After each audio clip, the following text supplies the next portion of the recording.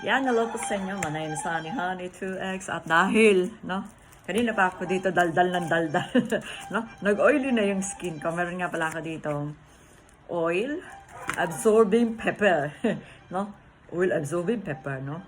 Manipis lang po siya, no. Para siyang, ano ba to? Hindi naman siya parang tissue. Kasi yung tissue, soft, no.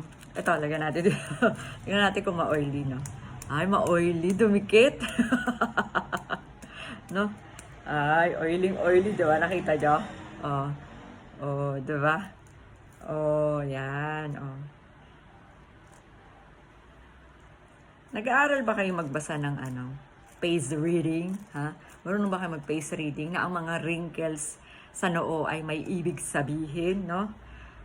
Sabi, pag ganito daw, no? Nakita nyo yan? Madaming linya. Ganyan. No? Big daw sabihin yan. Friendly, mabait. No? Ay, naku, bahala kayo, no? Itanong nyo kay Google, no? Kung totoo yung sinabi ko. Pero syempre dapat, pag kayo maniwala. Para ako lang ang mabait. Diba? Ang mabait, yan. Binibless yan, ano? Binibless ni God yung mga mababait.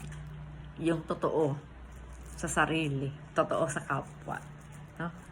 Hindi nakikipagplastikan.